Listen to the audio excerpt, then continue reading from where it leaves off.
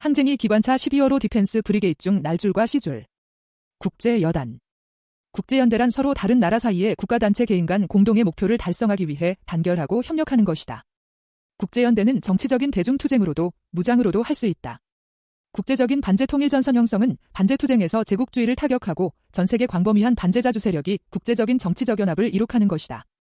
반제반미 공동행동 실현은 반제반미 투쟁에서 세계의 모든 나라, 모든 당과 혁명 역량이 일치한 행동보조를 취하는 것으로 표현된다.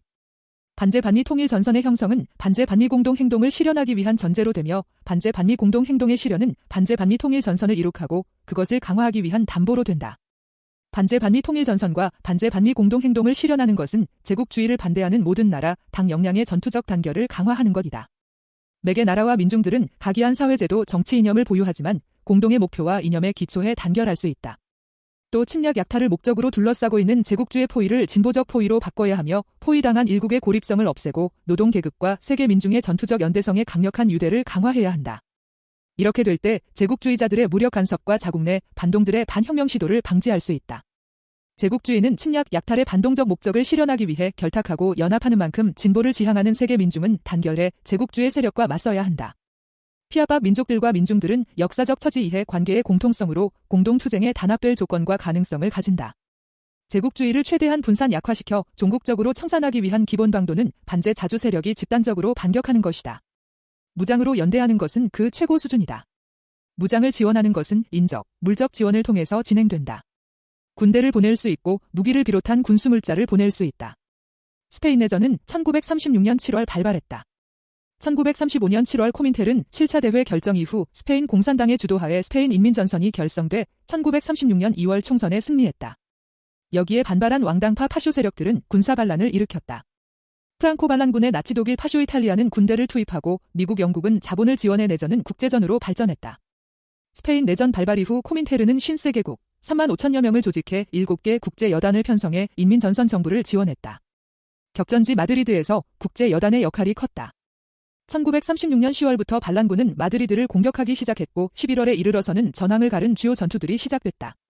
제국주의 지원을 받은 반란군들은 이해 11월 27일까지 마드리드에 맹공을 퍼부었으나 국제여단의 방위로 함락에 실패한다.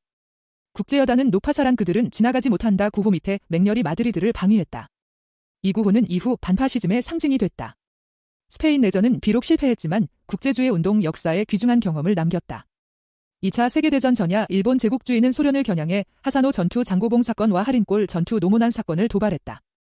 김일성 사령관은 중일 전쟁의 장기화로 하나의 전쟁을 마무리 짓지 못하고 또 다른 전쟁을 벌리는 데서 일제의 취약점을 지적하고 산병선이 전진할 때 약진하는 선두대원을 위해 온 대우가 그를 엄호하는 것은 군사학의 초보적인 원리라며 국제공산주의 운동의 선도에서 약진하는 소련을 엄호하기 위해 일제에 대한 배후 타격 작전을 조직했다.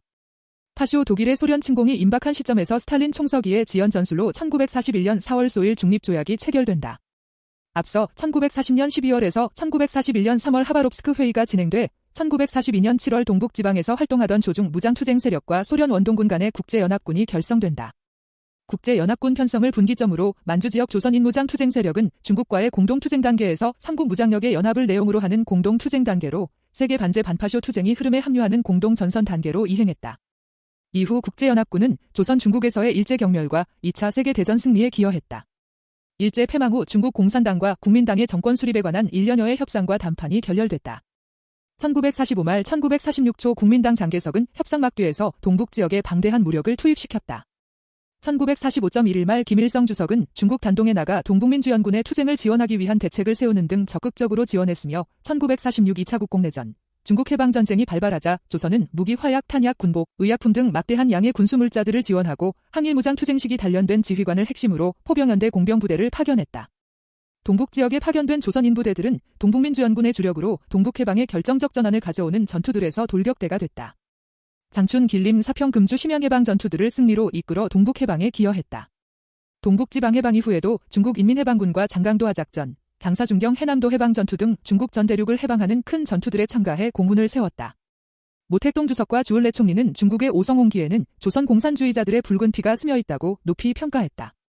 2024년 6월 19일 조로 포괄적 전략적인 동반자 관계에 관한 조약이 체결됐다. 2025년 4월 26일 크렘린궁 대변인은 우크라이나가 점령했던 쿠르스크의 해방작전이 완료됐다고 선포하고 푸틸러 대통령은 이 해방작전에서 조선군의 영웅적 행동을 강조했다. 4월 28일 조선은 노동신문을 통해 러시아 파병을 공개했다. 조런은 앞서 체결한 조약의 사조 유사시, 군사적 및 기타 원조를 제공해 근거를 두고 있다. 2025년 11월 23일 민중민주당은 방위여단 21세기 체계바라 디펜스 브리게이드를 결성했다.